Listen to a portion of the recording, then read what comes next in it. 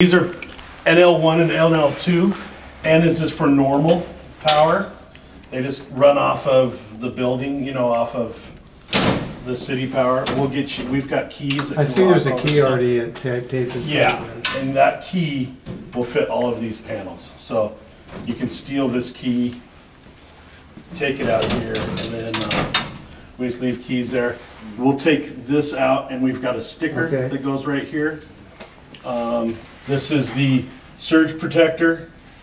In case there's any spikes in power, this will read it, will suck it up, and will not cause any breakers to trip or any surges in any equipment that's been plugged in. It doesn't have to be reset or anything, does it? It does not have to be reset.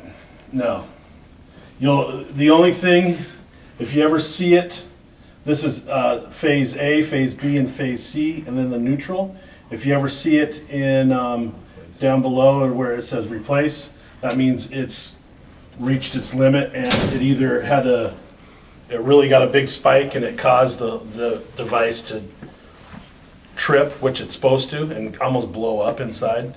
That's when it needs to be replaced. So all the breakers are tied into that? Yes.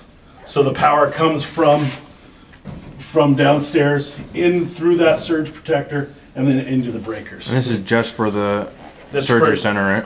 Just for, these two panels, which control the surgery center. And this goes down to the main electrical room? To main electrical panel. And all that is shown on the newest prints. So that's basic power. Then we've got CL1. CL1 has fuses in it. So this is controlled, the special coloring of the phenolic means that it's being controlled by the generator. I'll show you all that downstairs. It's also in here. But what's happening is these are all controlled with fuses. These are just almost like switches. They're breakers, but they're not going to trip before. What's going to happen is these fuses right here will blow before these trip, and it's all it is a mechanism, another safe mechanism, kind of like the surge protector, but when you use a fused generator, you need to use fused panels. So everything that's on emergency power runs through this panel in the surgery center?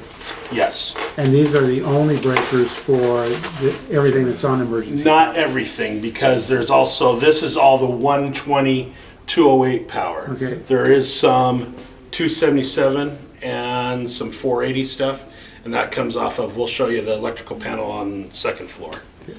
But you'll see it has a different color that recognizes that it's not just regular power. Just like this is normal power because it's got the N in front of it and it's just a black phenolic. The other ones around the corner say NL.